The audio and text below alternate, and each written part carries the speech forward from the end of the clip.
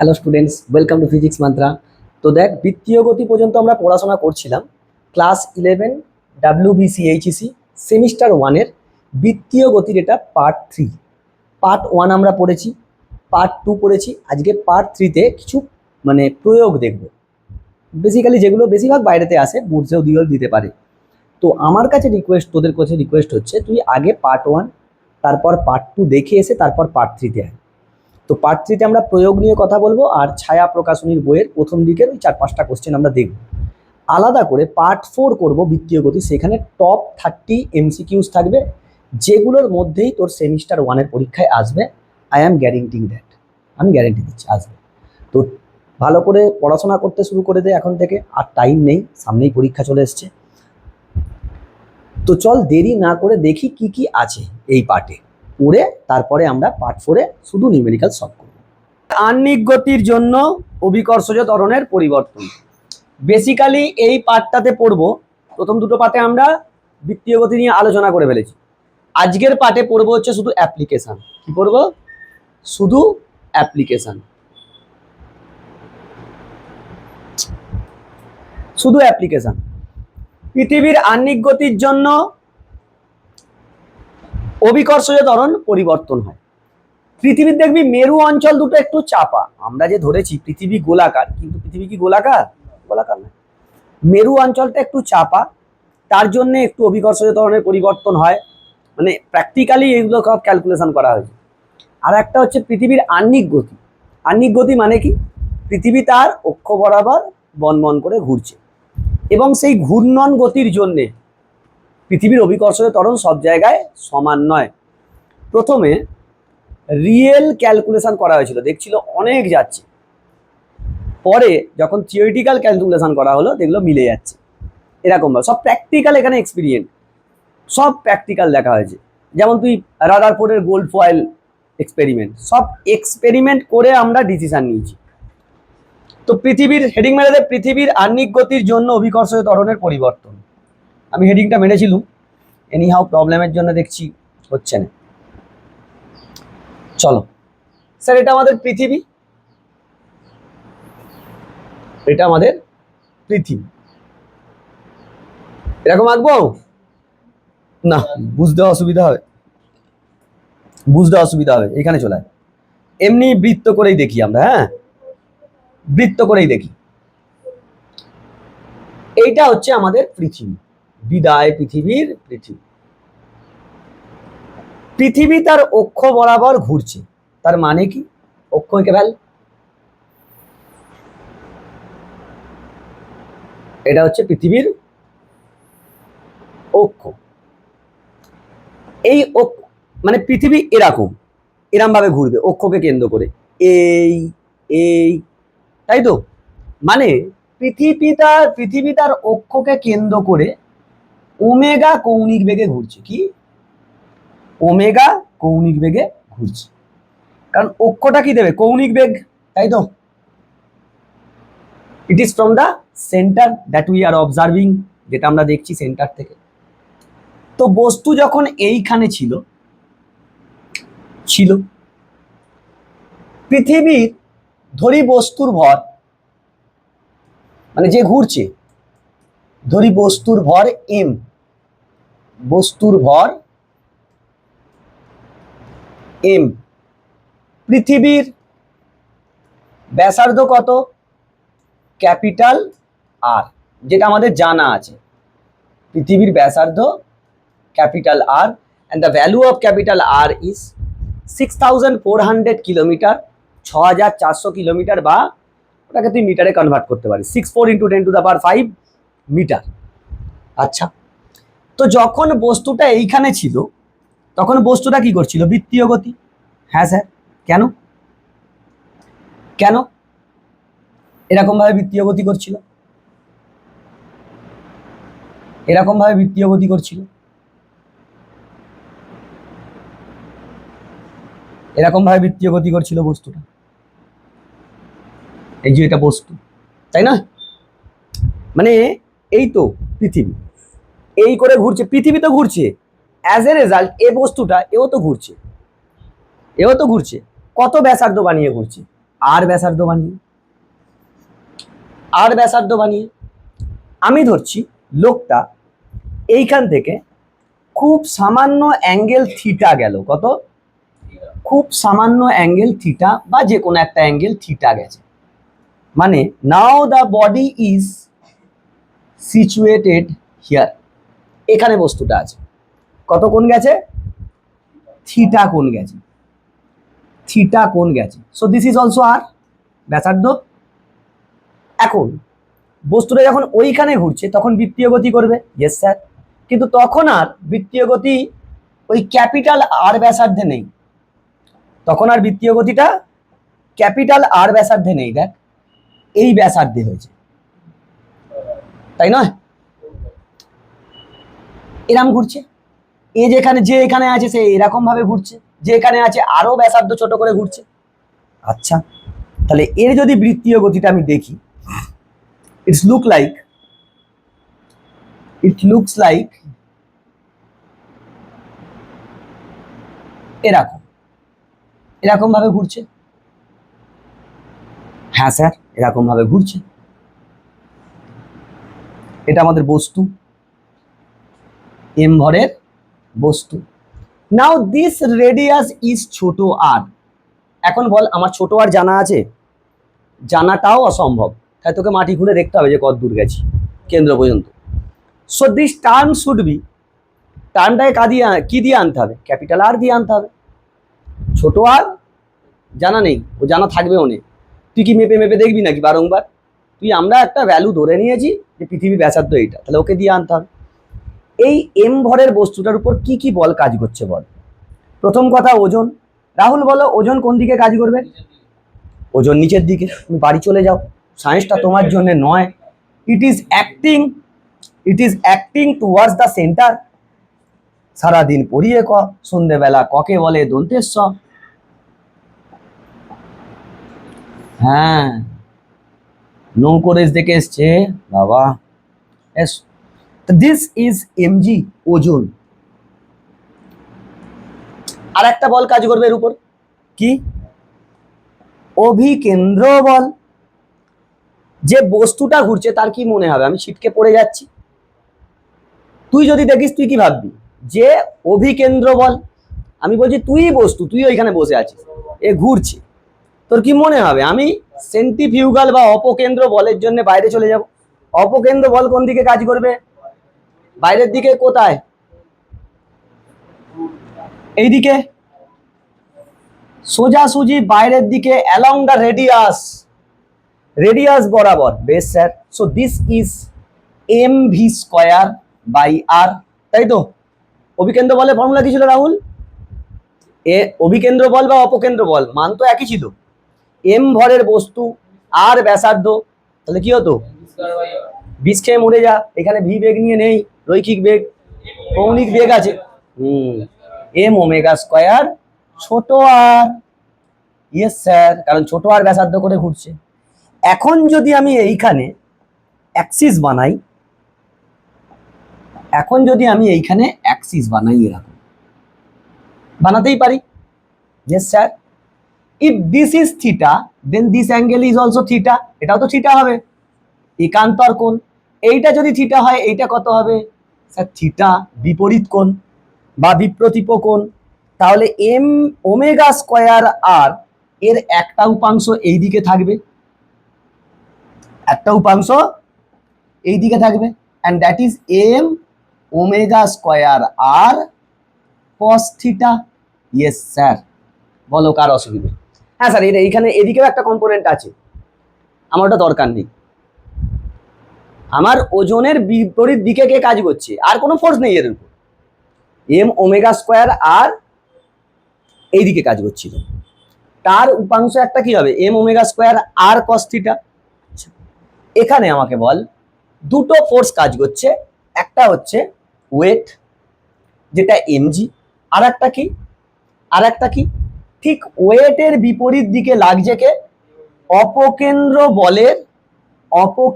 বলের একটা উপাংশ, কোন উপাংশ, কস উপাংশ।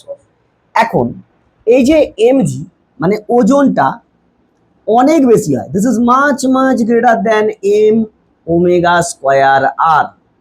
প্রথমত ওমেগা খুব কম। ওমেগা মানে কি? কৌণিক বেগ। কৌণিক বেগ মানে কি? পৃথিবীর কৌণিক বেগ। এক্ষেত্রে পৃথিবীর কৌণিক বেগ মানে পৃথিবীকে এক পাক, নিজেকে এক পাক ঘুরতে কত সময় লাগবে? কেউ কাউকে যদি নিজেকে পাক খায়, কত এক পাকের জন্য কত কোণ যেতে হবে? 2 পাই। সময় কত লাগে? 24 ঘন্টা। সো 2 পাই/24 ইন্টু 3600 র্যাট পার সেকেন্ড, এত ক্ষুদ্র ভ্যালু হচ্ছে ওমেগা। তার আবার স্কোয়ার আরো কম, কস থিটা আরো কম। কসের যত অ্যাঙ্গেল বাড়ে তত মান কত? কমতে থাকে। আচ্ছা, এটা অনেক কম। মানে ওজন যদি 100 নিউটন হয় ওজনটা এখানে, তাহলে M omega square R cos theta হবে 1 নিউটনেরও কম। মানে total force should be acting along the centre. দুটো বল আছে, দুটো বলের লব্ধি বল কত হবে? আমি বলছি দুটো বলের লব্ধি বল কত হবে? এফ লব্ধি, সেটা কি হবে? mg minus M omega square R cos theta. এটা লিখতে পারবো? স্যার মাইনাস কেন দিলেন? উল্টো দিকে। ফোর্স যখন উল্টো দিকে হয় ভেক্টরগুলো কি হয়ে যায়? বিপরীত দিকে। ডাইরেক্ট বিয়োগ করে দিতে পারি। এবং লব্ধি ভেক্টরটা কোন দিকে কাজ করবে? এই লব্ধি বলটা কেন্দ্র বরাবর, কেন্দ্রের দিকে, ব্যাসার্ধ বরাবরই কাজ করবে। আচ্ছা, তার মানে আমি বলতে চাইছি যে এইখানে যখন অভিকর্ষজ ত্বরণ জি ছিল, এইখানে যখন বস্তুটা এলো আর তখন জি নেই, it is changed, G dashed. কি? জি ড্যাশড, চেঞ্জ হয়ে গেছে। অভিকর্ষজ ত্বরণ চেঞ্জ হয়ে গেছে। এফ আর মানে কি? এটাও তো ওজনের মতনই, আলটিমেট সেন্টারের দিকে কাজ করবে। So it can be written as M G dashed is equal to M G minus omega square R cos theta. লিখতে পারবো? আমি বলছি জি আর জি নেই, এখানে জি ছিল, এখানে গিয়ে জি ড্যাশড হয়ে গেছে। তো লব্ধি ভেক্টর কোনটা? এফ এম জি আর M omega square R cos থিটার লব্ধি কোন দিকে কাজ করবে? সেন্টারের দিকে। সেটাও তো ওজনই, কিন্তু কি আর এম জি নেই, it is M G dashed, জিটা চেঞ্জ হয়ে গেছে। আচ্ছা, তাহলে এম এম ঘর চলে গেল, জি ড্যাশ সমান কত এলো? জি মাইনাস ওমেগা স্কোয়ার ছোট আর কস থিটা। মানে ওইখানে আর জি নেই, জি ড্যাশ এসে গেছে। কিন্তু ছোট আর তো আমি জানিনি, ছোট আর কে কাকে দিয়ে আনতে হবে? ক্যাপিটাল আর দিয়ে। তুই এই ত্রিভুজটা দেখ, এই অসভ্য ত্রিভুজটা, এইটাও তো আর স্যার, না এটা না, এটা আর, এটা আর, মানে এটা ছোট আর, এটা ক্যাপিটাল। এইখান থেকে তুমি আমায় বলো কস থিটা সমান কত হবে? ভূমিবাহী অতিভুজ। তাহলে আমি এখান থেকে লিখতেই পারি কস থিটা, এই যে এই কোণের রেসপেক্টে ভূমি কোনটা? এইটা। অতিভুজ কোনটা? Capital R. So R by R, so ছোট R can be replaced by capital R. Yes sir, आ गया।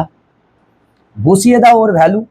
So G dashed is equal to G minus omega square capital R cos square theta.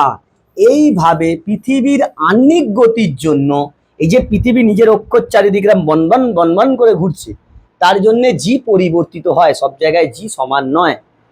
হয়েছে? চলো একটু ভূগোলে যাই। এটা mat finish lipstick করতে হচ্ছে। ভূগোলে বলো এইটা কি? দ্রাঘিমা রেখা। এটা কি? নিরক্ষরেখা। এটা নিরক্ষীয় অঞ্চল, তাহলে এটা কি? মেরু অঞ্চল। আচ্ছা, তাহলে তুই আমায় বল নিরক্ষীয় অঞ্চলে, 1 নম্বর কেস, নিরক্ষীয় অঞ্চলে, নিরক্ষীয় অঞ্চলে, নিরক্ষীয় অঞ্চলে জিটা বার করছি, মানে জি নিরক্ষীয় অঞ্চলে। আগে বল আমাকে থিটা কত হবে? নিরক্ষীয় অঞ্চল মানে এইটা, থিটা কত? 0, 0 থিটা। এইখানে তুই তো অ্যাঙ্গেলটা এখান থেকে শুরু করেছিস, 0। চলো, রাহুল তো চোখে রকেট দেখছে। কাহে লিয়ে বেটা ফিজিক্স? জি অ্যাট নিরক্ষরেখা, জি অ্যাট নিরক্ষীয় অঞ্চল, জি অ্যাট নিরক্ষীয় অঞ্চল কত হবে? স্যার ফর্মুলা কি ছিল? G minus omega square capital R cos square 0 degree, cos জিরোর মান 1, তার মানে এটা হবে G minus omega square R. এইটা মুখস্থ রাখতে হবে নিরক্ষীয় অঞ্চলে, না মানে নিরক্ষীয় অঞ্চলে কিন্তু জি নয়, জি মাইনাস সামথিং। চলো দেখি মেরু অঞ্চলে কি হয়। 2 নম্বর, মেরু অঞ্চলে, মেরু অঞ্চলে বলো মেরু অঞ্চলে থিটা কত হয়ে যাবে? 90 ডিগ্রি। থিটা কত? থিটা এখানে লিখে দেয় তো, থিটা 0 ডিগ্রি। নিরক্ষী এই মেরু অঞ্চলে থিটা কত? Theta is equal two 90 degree. কেন রাহুল? এই যে রাহুল 90, থিটাটা এইখানে চলে এসছে মেরু অঞ্চল।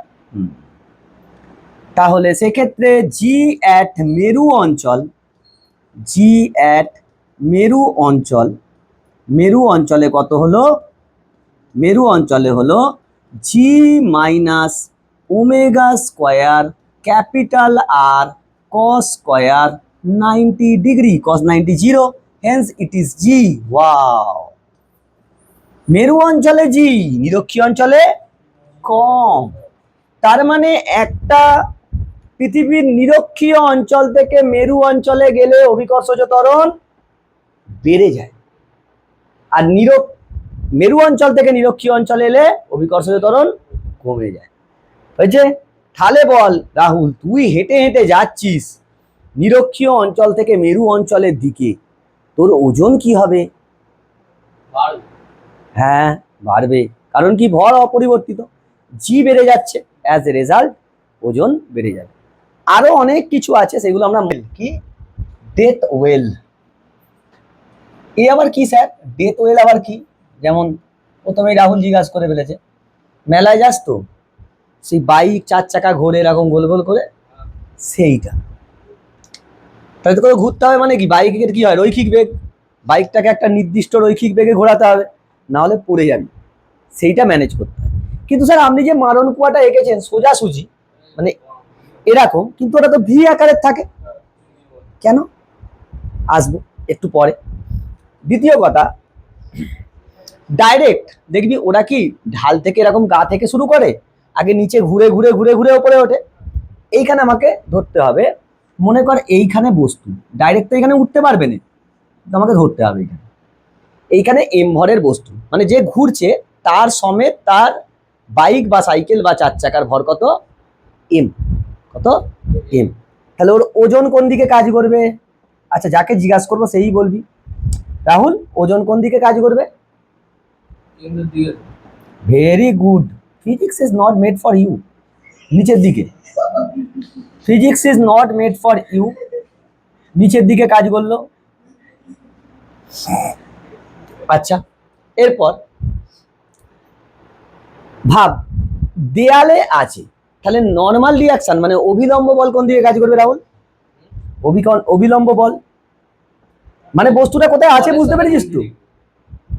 বস্তুটা কোরকম আছে জানিস তো? মানে এরকম যে গোলাকার তার ভিতরে আছে, মানে ভাব এইটা একটা গোল, বোর্ডটাও মনে কর গোল, এরকম সারফেস, বোর্ডের এরম জায়গায় বস্তুটা আছে, তাহলে ওর ওজন কি নিচের দিকে কাজ করবে? Yes sir. অভিলম্ব বল কোন দিকে কাজ করবে? কোন তলটার সঙ্গে? আঁকাতে বল কোন দিকে কাজ করবে? এদিকে, এইদিকে। ভেরি গুড, দিস ইজ অভিলম্ব বল। আচ্ছা এটা অভিলম্ব বল, এটা লোক সমেত এই গাড়িটার ওজন। এখন ফ্রিকশন কোন দিকে লাগবে বল? ফ্রিকশন তো থাকবেই, আর এই যে সারফেসে সেখানে তো ফ্রিকশন আছে। ঘর্ষণ, ঘর্ষণ কোন দিকে লাগবে? এখানে প্রযুক্ত বল কোনটা? ওজন। ও যদি দাঁড়িয়ে যায় তাহলে ও কোন দিকে জানতে যাইবে? নিচের দিকে। ফ্রিকশন কোন দিকে কাজ করে তাহলে? ওপরের দিকে, কারণ ও রিলেটিভ মোশনকে বাধা দেয়। তাহলে ওজন স্যার নিচের দিকে, এই উপর দিকে কাজ করলো। চলো উপর দিকে ওজন করে দাও, এ নাও ওপর দিকে ওজন, এই সরি ফ্রিকশন, ফ্রিকশন। এবার আমায় বল আর কিছু ফোর্স, আর কিছু ফোর্স কাজ করছে, আর কিছু ফোর্স কাজ করছে, কি ফোর্স? অপকেন্দ্র বল। ওর মনে হবে আমি ছিটকে যাব, কিংবা তুই যদি দেখিস এ তো ছেটকাচ্ছে না, বেশ গোল গোল করে ঘুরে যাচ্ছে। তাহলে অভিকেন্দ্র বল দিয়েও ভাবতে পারি, অপকেন্দ্র বল দিয়েও ভাবতে পারি। আচ্ছা, আমি আর লিখলুম। তাহলে তুই আমাকে বল, লোকটা হড়কে যাচ্ছে না বা ছিটকে পড়ে যাচ্ছে না মানে কি? নিশ্চয়ই। আচ্ছা, অভিকেন্দ্র বলটা করে দে এনে এদিকে, অভিকেন্দ্র বল দরকার নেই, চলে। তাহলে লোকটা ছিটকে যাচ্ছে না মানে ফ্রিকশন নিশ্চয়ই ওজনের সঙ্গে সমান। ইয়েস স্যার, 1 নম্বর। কেন এই দিকের বল আর এই দিকের বল সমান? ছিটকে যাচ্ছে না মানে এই এনটাই কি অভিকেন্দ্র বল, এবং এন সমান অভিকেন্দ্র বল মানে এম ভি স্কোয়ার বাই আর, যেখানে বৃত্তাকার পথের ব্যাসার্ধ কত আর। আমি ধরছি এখানে একটা ছোট্ট করে লিখে নে, ধরি ব্যক্তির রৈখিক বেগ ভি, কি রৈখিক বেগ ভি, কারণ সে তো রৈখিক বেগ নিয়েই ঘুরছিল বাইক নিয়ে। Yes sir. তাহলে এটা 2 নম্বর, এটা 2 নম্বর হলে তুই আমাকে বল এফ সমান কি হয়? এমজি লিখেছি, 1 নম্বর থেকে লেখ, এরকম লিখে নিস, এরকম লেখ। এফ ফ্রিকশন সমান, আমরা জানি ঘর্ষণ সমান কি হয়, আমরা জানি ঘর্ষণ বল সমান কত হয়, এফ সমান মিউ ইন্টু এন, যেখানে মিউ কি ঘর্ষণ গুণাঙ্ক। আচ্ছা, এফ সমান আমরা কত পেয়েছি, এমজি, মিউ এন কত পেয়েছি, MV square by R G. So M M eliminated, V is under root, V is under root, হাই এমভি স্কোয়ার বাই আর ছিল রে, জি ছিল না স্যার। মিউ আর, এই R G, G R by mu, G R by mu. এই স্পিডে গেলে এটাই হচ্ছে নিরাপদ বেগ, নিরাপদ বেগ। যে লোকটা গাড়ি নিয়ে ঘুরছে এই স্পিডটা হলে উপরের দিকে উঠবে না, নিচের দিকে উঠবে না, পড়ে যাবে না, হরকাবে না, উপরের দিকেও হরকাবে না, নিচের দিকেও হরকাবে না। যদি এর থেকে বেশি হয় তাহলে উপরের দিকে উঠবে, আর কম হলে নিচের দিকে নামবে। ওই জন্যে এইখান থেকে দেখ, এইখান থেকে একটু অ্যানালাইসিস কর, ওকে অপারেশন কর। B V is proportional to under root R নয় sir, G constant, mu constant, G তো ধ্রুবক, মিউও ধ্রুবক। তার মানে যত বেশি স্পিড হবে তত বেশি ব্যাসার্ধ হবে, যত বেশি স্পিড তত বেশি ব্যাসার্ধ, মানে ব্যাসার্ধ যত বড় হতে হবে তোকে স্পিড তত বাড়াতে হবে। এই জন্যে যখন দেখবি উপরের দিকে চলে আসে প্রচুর স্পিড মনে হয়, কেন গতি বাড়িয়ে দেয় এই কারণে। দ্বিতীয় কথা, এই ভি কেন করা থাকে ওইখানে, কারণ তুই তো প্রথমেই তো হাইফাই স্পিড লাগবে, তুই তো প্রথমেই হাইফাই স্পিড পাবিনি, তাহলে প্রথম দিকে কি ছোট ব্যাসার্ধ, তার মানে ছোট বেশি অল্প বেগেও যেতে পারবে, কারণ তোর তো বাইক ইনস্ট্যান্টলি 100 পৌঁছে যাবে না, মনে করো 100 কিলোমিটার/ঘন্টা বেগে ছুটতে হবে, হবে না তৈরি, ঘুরে ঘুরে ঘুরে ঘুরে স্পিড বাড়িয়ে তারপর। বুঝেছিস না বুঝিস? এই স্পিড হচ্ছে নিরাপদ বেগ। এবং এখান থেকে আর একটা জিনিস জানলি, এই নিরাপদ বেগটা কি ভর নিরপেক্ষ, কি ভর নিরপেক্ষ, মানে ভরের উপর নির্ভরই করে না। তুই সাইকেল নিয়ে ঘুরছিস, না একটা ভারী 4 চাকা নিয়ে ঘুরছিস, না একটা বাইক নিয়ে ঘুরছিস, does not matter, you need to achieve the speed. এই যে স্পিডটায় কোনো এম এর টার্ম আছে, তাহলে কোনো ভরের ব্যাপারই নয়, ভরের ব্যাপারই নয়, ব্যাসার্ধের উপর ডিপেন্ডেন্ট। সে ভারী গাড়ি হোক হালকা গাড়ি হোক, স্পিড যত হবে ব্যাসার্ধ সেই অনুযায়ী হতে হবে। সে ভারী গাড়ির জন্য একই ব্যাসার্ধ আর হালকা গাড়ির জন্য একই ব্যাসার্ধ। বুঝতে পেরেছি না বুঝতে পারিস? তো স্যার এইগুলো দিয়ে অ্যাপ্লিকেশন দেয়। নেক্সট একটা জিনিস হয়, মনে কর এরকম একটা বাউল আছে, বা আমাদের কি বলে ওইটাকে, বাটি, এরকম একটা বাটি আছে, বেশ স্যার, এরকম একটা বাটি আছে। এই বাটিটার একটা অক্ষ থাকবে, হ্যাঁ অবশ্যই। এই বাটিটা কিরকম, অর্ধ বৃত্তাকার, কি সরি অর্ধ গোলাকার, কারণ গোলক এইখানটা বৃত্ত, কিন্তু অর্ধ গোলাকার একটা বাটি আছে, বেশ স্যার, অর্ধকোণাকার বাটিটার এইটা হচ্ছে অক্ষ, এটা হচ্ছে অক্ষ, এইটা হচ্ছে এর ব্যাসার্ধ। So this is R, this is also R, এটাও তো আর হবে, নাম দে। ও এ হয়েছে। এখন এই বাটিটার সঙ্গে একটা দণ্ডকে আটকিছি ফেবিকুইক দিয়ে, দণ্ডটার সঙ্গে বাটিটার ঠিক মাঝখান থেকে আটকিছি। এবার দণ্ডটাকে এরকম ভাবে ঘোরাচ্ছি ওমেগা কৌণিক বেগে। কি করেছি? ওমেগা ঘুরিয়ে এইখানে আমি একটা মুদ্রা রেখেছিলাম, মুদ্রা, কয়েন, কয়েনটা আর এইখানে থাকবে না, কয়েনটা উপর দিকে উঠে যাবে। কয়েনটা মনে কর এইখানে উঠে এসেছে, কয়েনটা এইখানে উঠে এসেছে, তো কিছুটা অ্যাঙ্গেল উঠে এসছে। কতটা অ্যাঙ্গেল উঠে এসছে স্যার? ওইখান থেকে অ্যাঙ্গেল টানো, এই যে হয়েছে। মনে কর এইখানটা থিটা অ্যাঙ্গেল উঠে এসছে। কত? এখান থেকে এখানে থিটা অ্যাঙ্গেল হয়েছে। তার মানে কতটা উঠে এসছে স্যার? এতটা উঠে এসছে, এতটাই তো উঠেছে। আগে এইখানে ছিল আর, এখন এইটা উঠেছে মানে এইচ। আচ্ছা স্যার, এইটা তো আর, ক্যাপিটাল আর। এবার আমায় বল, এইটা যদি আর হয় তাহলে এই কম্পোনেন্ট কি হবে? আর কস থিটা। আর এইটা কি হবে? Sine theta. This is R sine theta. আর এইটা কত? এই এই এই যে এইটা, এইটুকুনিটা আর কস থিটা। তাহলে এইচ সমান কি আমি লিখতে পারবো? টোটাল ছিল আর, সেইখান থেকে এখন আছে আর কস থিটাতে। তাহলে কতটা উঠলো? আর ইন্টু 1 মাইনাস কস থিটা, এতটা উঁচুতে উঠেছে। হয়েছে। এইসব ওমেগা ফোমেগা সব বার করা যাবে। কেন বার করা যাবে? স্যার ওর ওজন লাগবে নিচের দিকে, এই দিক বরাবর কি হবে? এম ওমেগা স্কোয়ার, ওমেগা বার করে দিতে পারবি, কোনো ব্যাপার নয়। বাঁয়ে হাত কা খেল, চলে আয়, এনে এনে এনে মজা নে। আমি বলছি এইদিকে কি থাকবে? ওজন। এইদিকে কি থাকবে? এম ওমেগা স্কোয়ার আর। তার মানে এই দিক বরাবর এম ওমেগা স্কোয়ার আর হলে এইখান থেকে এটাকে যদি অ্যাক্সিস বানাই, সরি, এটাকে যদি আমি অ্যাক্সিস বানিয়ে নিই, তাহলে এইটা থিটা হলে এটাও কত? থিটা। তাহলে এইটা কি ছিল? এম জি, এটা কত? এম ওমেগা স্কোয়ার আর।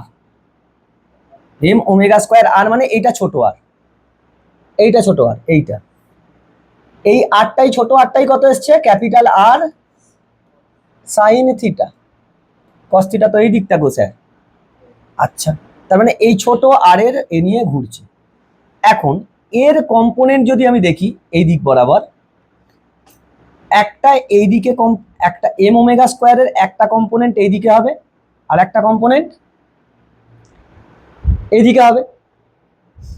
এম ওমেগা স্কোয়ারের কম্পোনেন্ট নিতে হবে।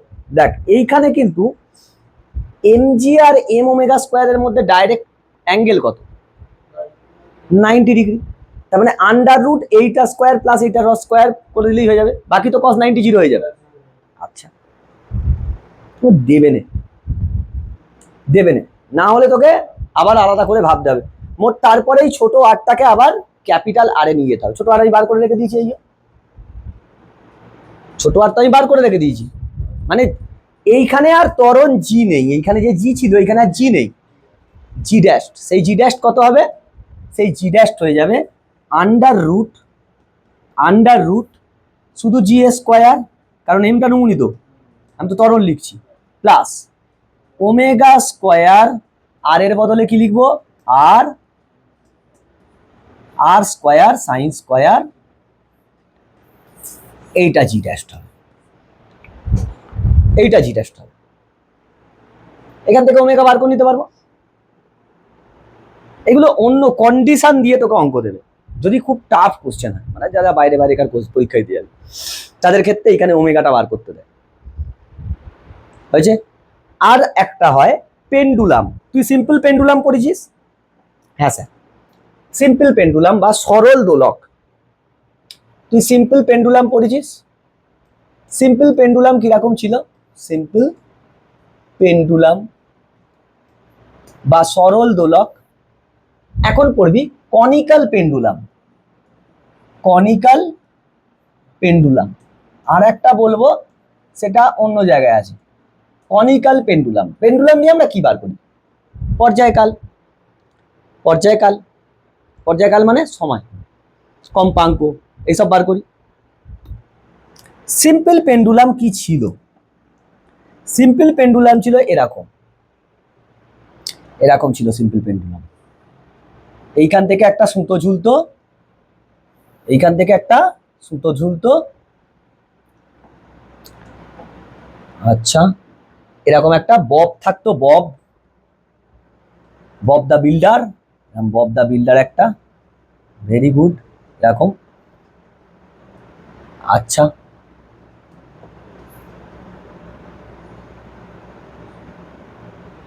এইখান থেকে সে দুলতো, তাই তো, দোল দুল দুলুনি করতো এইরকম, তাই তো, এই তো রে, হুম, এই এই এই এই এই করে দুলতো। এই দূরত্বটা ছিল, এই দৈর্ঘ্যটা ছিল কত? এল। এই বব বা পিণ্ডের ভর কত ছিল? এম। এই অ্যাঙ্গেলটা ছিল থিটা, এবং এই theta, theta that should be less than equal to 4 degree. 4 degree সমান বা 4 ডিগ্রির কম হলে তবেই সরল দোলগতি হবে, না হলে হবে না। তোরা পরীক্ষালে প্র্যাকটিক্যাল করিস তো, প্র্যাকটিক্যাল রুমে সুতোটাকে এরকম দূরে নিয়ে গিয়ে ছাড়ছিস, হেভি হচ্ছে, হবে না স্যার। 4 ডিগ্রির কম, 4 ডিগ্রির কম রাখতে হবে, তবেই সরল দোলগতি হবে, নাহলে হবে না, জি এর মান ঠিকঠাক আসবে না। সেখান থেকে আমরা এর পর্যায়কাল পেয়েছিলাম। হ্যাঁ অবশ্যই এদিকে একটা টেনশন কাজ করবে, এদিকে টেনশন কাজ করবে, যদি ফোর্স গুলো দেখিস। এটা টেনশন, বাবা দরকার নেই, টেনশন লিখুনি, তাহলে আবার টি ভুলে যাবি। সিম্পল পেন্ডুলামের পর্যায়কাল কি ছিল?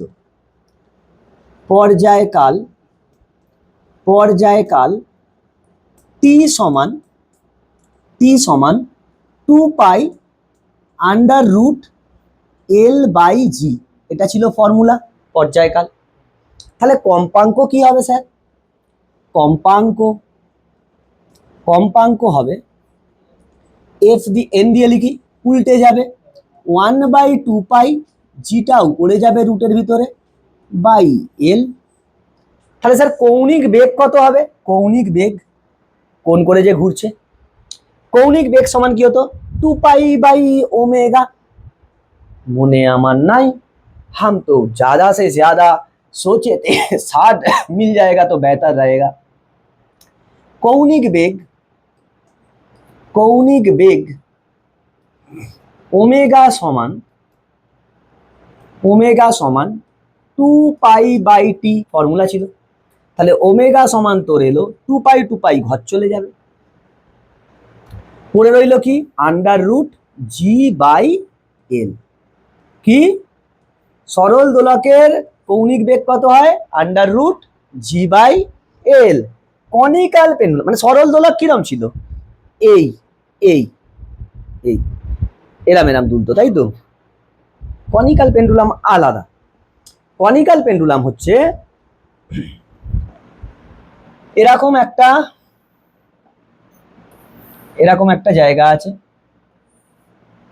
এখান থেকে পেন্ডুলামটা হাইট মানে আটকানো আছে, হাইট, সে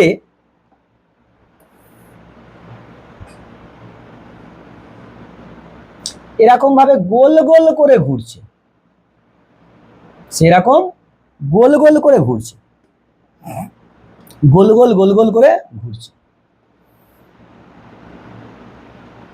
এরকম গোল গোল করে ঘুরছে। একটা করে বব করে দে, মানে পিণ্ড করে দে, পিণ্ড এলে হয়েছে, এরকম একটা করে পিণ্ড করে দে, নে পিণ্ড।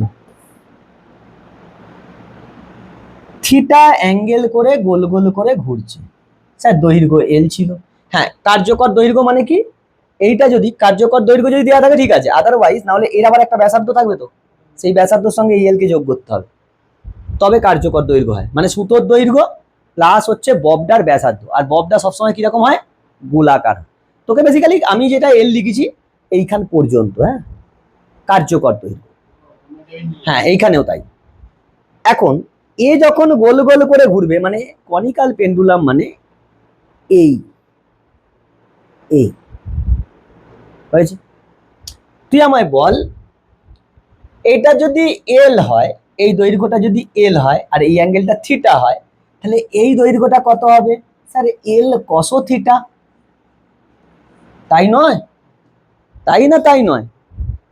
ইও পেন্ডুলাম স্যার, ইও পেন্ডুলাম। এইখানে এল দৈর্ঘ্য কাজ করছিল, এখানে এল এর বদলে খাতাম, খতম।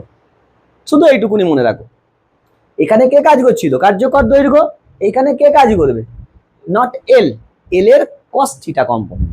তাহলে এইখানে বলো আমি পর্যায়কাল কি লিখতে পারবো, ক্যালকুলেশন করে দেখানো যায়, আমি দেখালাম না।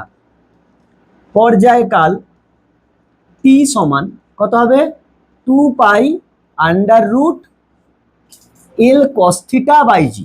কি, এল এর বদলে এল কস থিটা বাই জি। তাহলে স্যার কম্পাঙ্ক কত হবে, কম্পাঙ্ক উল্টে দিলেই কাজ খতম। এন সমান 1/2 pi under root G by L cos theta. তাহলে স্যার কৌণিক বেগ কত হবে, কৌণিক বেগ ওমেগা সমান under root G by L cos theta, G by L cos theta. Sir এখানে জি বাই এল হয় কৌণিক বেগ, ওইখানে কি হয় জি বাই এল কস, শুধু এল এর বদলে এল কস থিটা। এই এতগুলো অ্যাপ্লিকেশন ছিল। এরপর খুব সুন্দর সুন্দর অঙ্ক, ছায়া প্রকাশনীর বই 313 পাতা, একের কোশ্চেনটা কি বলেছে। মানে আমি কয়েকটা কোশ্চেন করাচ্ছি, আমি কি বলছি আলাদা করে বৃত্তীয় গতির পার্ট 4 করবো আমি, সেখানে 30টা টপ কোশ্চেন থাকবে, তার মধ্যে থেকে তোর পড়তে আসবে, মানে ওই প্যাটার্নে। এখন ভাবিস পুরো একদম সেম নাও হতে পারে, পুরো সেম, ডিজিট ঘুরিয়ে দিতে পারে, ডেটাস ঘুরিয়ে দিতে পারে। 313 পাতার প্রথম কোশ্চেন তোকে বলছে একটি চাকা মিনিটে 300 বার ঘুরছে, মিনিটে 300 বার ঘোরে। তাহলে ওই যে পাক সংখ্যা দেওয়া আছে হিসেব মতো, পাক সংখ্যা মানে কি, কম্পাঙ্ক, কম্পাঙ্ক, কম্পাঙ্ক তোকে দেওয়া আছে, একের কোশ্চেন কম্পাঙ্ক তোকে দেওয়া আছে, ভেরি গুড। কম্পাঙ্কতে কি দেওয়া আছে, এন সমান 300 বার কি মিনিটে, তার মানে I can write it as 300 RPM. আচ্ছা, এন সমান আমি কি লিখতে পারবো 300/60 আরপিএস, আরপিএস। তাহলে এখান থেকে কেটে গিয়ে কত হচ্ছে, এন সমান 5 আরপিএস, 1 সেকেন্ডে 5 পাক ঘুরছে। কোশ্চেন বলেছে চাকাটির কৌণিক বেগ র্যাট পার সেকেন্ডে নিয়ে যাও, র্যাট পার সেকেন্ড ছিল বলেই আমি আরপিএস এ নিয়ে গেলাম। কৌণিক বেগ মানে কি, ওমেগা, ওমেগা সমান কি হতো 2 পাই এন, তাহলে ওমেগা সমান 2 পাই ইন্টু এন, তোর কত এসছে 5 র্যাট পার সেকেন্ড, তার মানে ওমেগা তোর এলো 10 পাই র্যাট পার সেকেন্ড। বারংবার বলছি, যখন তোকে মিনিটে পাক বলে দেয়া থাকবে ওইটা কৌণিক বেগ নয়, ওটা কি আবর্তন সংখ্যা বা কম্পাঙ্ক। ওকে 2 পাই দিয়ে গুণ করলে তবে কৌণিক বেগ হবে। তোকে বলবে 300 বার 300 আরপিএম কৌণিক বেগ নিয়ে ঘুরছে, মানে 300 আরপিএম এর কম্পাঙ্কের জন্য যে রিলেটিভ কৌণিক বেগ, সেই রিলেটেড যে কৌণিক বেগ, সেই কৌণিক বেগ নিয়ে ঘুরছে। কোশ্চেন নম্বর 2 কি বলছে, বলছে M1 ও M2 ভরের, কোশ্চেন নম্বর 2টা হচ্ছে 5 স্টার, মানে 99.9% চান্স হচ্ছে তোর বোর্ডের কোশ্চেনে সেমিস্টার 1-এ আসার, বিশাল সোজা কোশ্চেন। M1 ও M2 ভরের দুটি বস্তু কণা যথাক্রমে R1 ও R2 ব্যাসার্ধের বৃত্ত পথে কি আছে, দুটো আলাদা আলাদা, এর ভর M1, এর ভর M2, এর ব্যাসার্ধ R1, এর ব্যাসার্ধ R2, সমদ্রুতিতে ঘুরছে, মানে কি রৈখিক দ্রুতি, তার মানে এও ভি নিয়ে ঘুরছে, এও ভি নিয়ে ঘুরছে। আচ্ছা, আর কি বলেছে? বৃত্ত দুটি সম্পূর্ণ করতে তাদের একই সময় লাগে। এরও যদি টি টাইম লাগে, এরও কি লাগে? Tea time. তাহলে এদের কৌণিক গতিবেগের অনুপাত, আমি ধরছি এর কৌণিক বেগ ওমেগা 1 আর এর কত? ওমেগা 2। অনুপাত কত হবে? তুই আমাকে বল, টি সমান কি ছিল স্যার? 2π/ওমেগা। তাহলে আরো ভালো করে লিখতে পারিস, আমাকে তো ওমেগা বার করতে বলেছে। ওমেগা সমান কত হতো? 2π/টি। ওমেগা সমান 2π/টি। দুজনের ক্ষেত্রে দেখ, 2π तो कॉन्स्टेंट, तो टीओ तो দুজনের सेम, তাহলে ओमेगा कितना होगा? सेम होगा। ओमेगा कितना होगा? सेम होगा। सेम होगा মানে এক হবে। ओमेगा 1:ओमेगा 2, 1:1। রাহুল বুঝতে পেরেছিস? ভুল করেও যেন R1 R2 করে দিনিস, বা √R1 √R2 করে দিস, তাই না? এটাই তো ছিল, এই ছিল। চলো 4-এর কোশ্চেনটা, আচ্ছা 3-এর কোশ্চেনটা কি বলছে শোন, থিওরি রিলেটেড কোশ্চেন।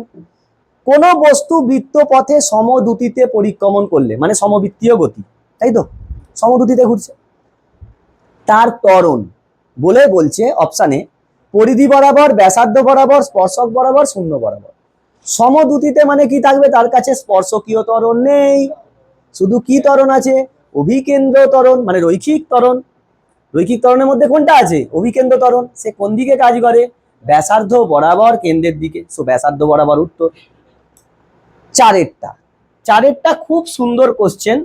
আগে না আমি বোর্ডের নিয়মে করব, মানে তোরা যেরকম ভাবে করতে চাস আর কি অঙ্কটা, তারপর মাখন করবো, এইটাকে আমুল বাটার করে দেবো। কি বলেছে কোশ্চেনটা আগে পড়ে ফেল, বান্টির সাবানের মতো স্লোলি স্লোলি পড়ে ফেলো। হ্যাঁ, পড়ে ফেলো, পড়তে থাকো পড়তে থাকো পড়তে থাকো, যেটা রাহুলকে বলি। আর রাহুলও কি বলে? আপনি বলতে থাকুন বলতে থাকুন বলতে থাকুন, আমি পড়বো না পড়বো না পড়বো না। চারেরটা বলছে বইটা পুরো মুখস্থ করে বেরিয়ে যাবো। একটি সিলিং ফ্যান সুইচ অন করলে, সিলিং ফ্যান কি হয়? মিশ্র গতি। সিলিং ফ্যানের ব্লেড গুলো কি করে? বৃত্ত গতি। আর সিলিং ফ্যানের এই যে ডান্ডাটা আছে, তার রেসপেক্ট, এই অ্যাক্সিসের রেসপেক্টেও কি করে? ঘূর্ণন করে। বাচ্চাবেলায় পড়েছিস ক্লাস 9-এ, এটা কি? মিশ্র গতি। আচ্ছা, একটা সিলিং ফ্যান সুইচ অন করার পর 3 সেকেন্ডে 10 বার আবর্তন করে, পূর্ণ আবর্তন করে। আচ্ছা, পরবর্তী 3 সেকেন্ডে যে সংখ্যক পূর্ণ আবর্তন করবে তা হলো বলে বলেছে সমকৌণিক ত্বরণ। তো কৌণিক ত্বরণটা কিরকম? মানে সুষম, ওটা হয়। কৌণিক ত্বরণটা কি হয়? সমানই হয় সবসময়, মানে কনস্ট্যান্ট হয়। আচ্ছা, তুই বল প্রথমে 3 সেকেন্ডে ক পাক ঘুরেছে? 10 পাক, তাই তো গো। তাহলে 1 সেকেন্ডে কত পাক ঘুরবে? 10/3 পাক। মানে পাক মানে 1 সেকেন্ডে বলেছি। Can I right it as RPS? Yes sir, সেকেন্ডে আছে। তার মানে n1 তুই পেলি 10/3 আরপিএস, তাই নয়? সো ওমেগা 1 প্রথমে কৌণিক বেগ কত ছিল? 2πn1, তার মানে কত? 20π/3 রেড পার সেকেন্ড। এটা প্রথমে কৌণিক বেগ ছিল। এরপর নেক্সট 3 সেকেন্ডে ওমেগা 2 কত হবে? ওমেগা 2 কত হবে? ওমেগা 2 যদি তুই বার করিস, ফর্মুলা ছিল ওমেগা 2 সমান omega 1 plus alpha T. Sir omega 2 omega 1 কত হয়েছে? 10π/3।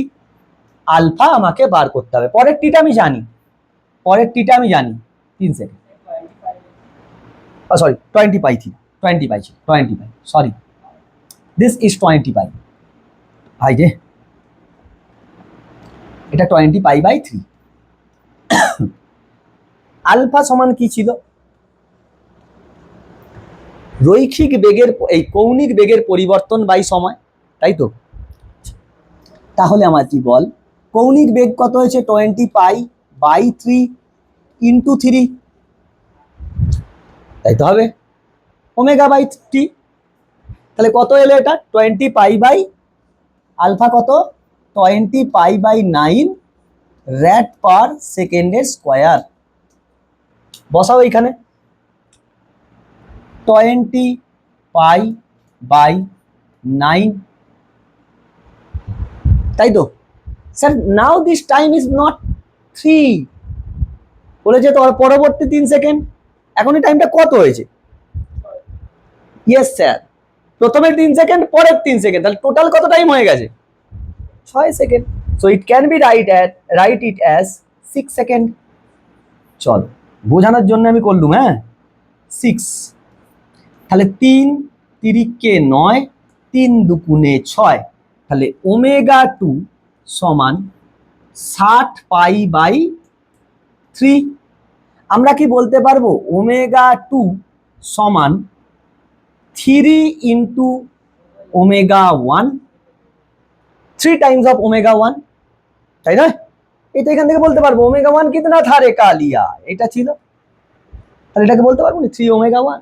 So ω2 is equal to 2 pi n2 and 3 times of 2 pi n1. So 2 pi eliminate, n2 is equal to 3 times of n1. আগে ক পাক ঘুরেছিল? 10 পাক।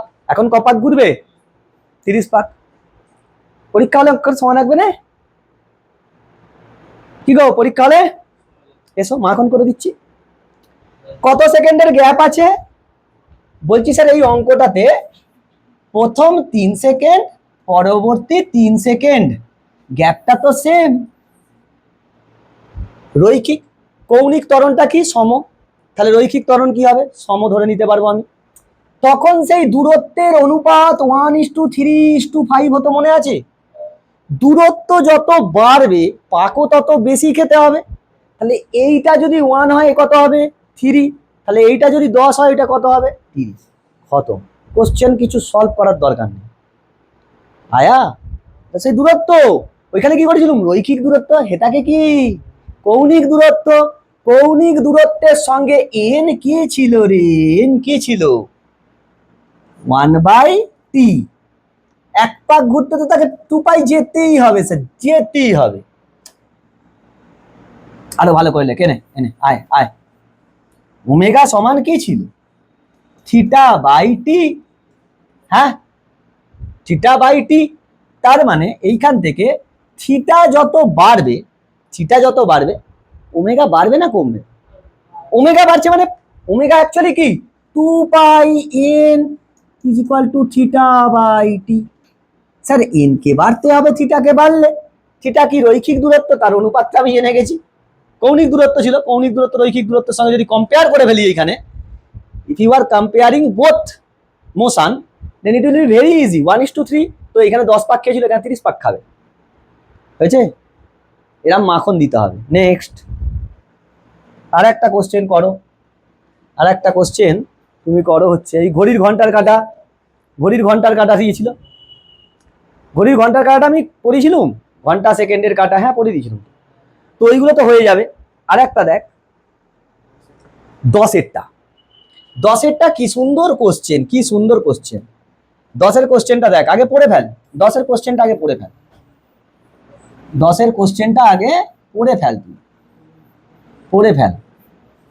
আশা করি এখনো এই শর্টকাট কেউ দেয়নি, বুঝলি? খালি বই নিয়ে বসে থাক সারাদিন, না পড়তে ভাল লাগলে বসে থাকতে হবে, দেখবি অটোমেটিক মাথা থেকে সব বেরোচ্ছে। বই তো জ্বালায় পড়ে যাবে, জ্বালায়, জ্বালা যন্ত্রণায় বই উত্তর দেবে। ঘূর্ণায়মান টেবিল ওমেগা কৌণিক বেগে ঘুরছে। আচ্ছা, কোন মুদ্রাকে টেবিলের কেন্দ্র থেকে 4 সেমি দূরে রাখলে মুদ্রাটি পিছলে যেতে শুরু করে, মানে পিছলানোর উপক্রম হয়। পিছলে যায় মানে পিছলে শুরু করে বলেছে, মানে উপক্রম হয়। আচ্ছা, টেবিলের আবর্তন বেগ যদি আমি দ্বিগুণ করে দিই, মুদ্রাটিকে কেন্দ্র থেকে যে দূরত্বে রাখলে পিছলাতে শুরু করবে। চেঞ্জ হয়ে যাবে, বেগ চেঞ্জ করে দিচ্ছিস। আচ্ছা, তুমি একটু মজা নাও, তারপর শর্ট টেকনিক দিয়ে দিচ্ছি, মানে জেনারেল ভেবে নাও, জেনারেল। এরাম টেবিল, আচ্ছা স্যার না টেবিলের অক্ষ এটা, এইটা মনে করো টেবিল, এইটা টেবিল, এইটা টেবিল। আচ্ছা স্যার, এটা টেবিল। মুদ্রাটাকে রেখেছে, মুদ্রাটাকে রেখেছে প্রথমে,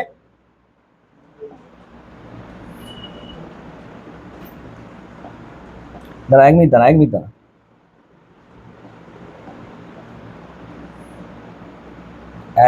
মুদ্রাটাকে কোথায় প্রথমে কোথায় রেখেছে?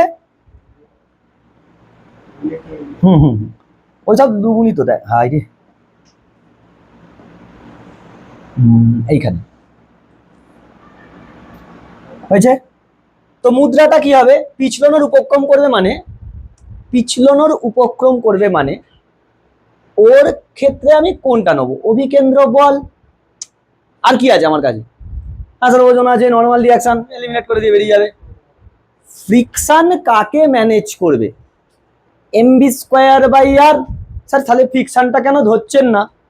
ফ্রিকশন গায়ে তেল লেনে আমার কাছে কথা হচ্ছে, ওকে যদি হরকে ও যদি চলতে শুরু করে তার মানে নিশ্চয়ই কি কে খেলছে? অভিকেন্দ্র বল। অভিকেন্দ্র বল মানে কি হয়?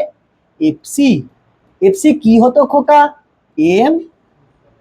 এইটাকে ওমেগা স্পিড দিয়ে ঘুরিয়েছিস, তাহলে ওমেগা স্কোয়ার আর, আর মানে ডিস্টেন্স। দু ক্ষেত্রেই অভিকেন্দ্র ত্বরণ কি পিছলনো শুরু করবে মানে সমান। So this is constant. Sir ভরও কনস্ট্যান্ট, তাই নয়?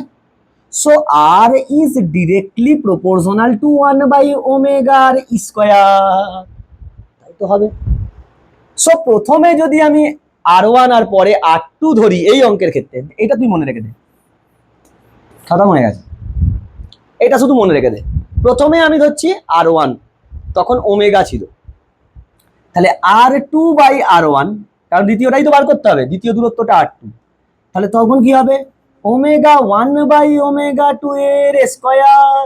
So R2 is equal to R1 into omega 1/ওমেগা 2 এর স্কোয়ার। নাও এটাকে ম্যাট ফিনিশ লিপস্টিক করে দাও। এবার এইখানের অঙ্কের ক্ষেত্রে R2 বলো, R1 কত ছিল? 4 সেমি। ওমেগা 1 কত ছিল? ওমেগা, তারপর কত করেছে? দ্বিগুণ করেছে, সোজা কেটে বেরিয়ে গিয়ে R2 সমান 1 সেমি। উত্তর আছে? উত্তর আছে? আছে? ইতনা ভি নেহি করনা পড়েগা, এতটাও করবো না, কারণ আমি তো জানি ওমেগাকে যত গুণ বাড়াবো আর তত গুণ, তত স্কোয়ার গুণ কমবে। তাহলে ওমেগাকে ডবল বাড়িয়েছি, তাহলে আর কগুণ কমবে? 4 গুণ কমবে। আগে 4 সেমি থাকলে এখন কোথায় আসবে? 1 সেমি। মুখে মুখে মুখরোচক লক্ষ্মী চ্যান আছে। বুঝছি রাহুল, সবই মুখস্থ করে হয়নি, হয়নি ওরম ভাবে, ওরম ভাবে হবে নে।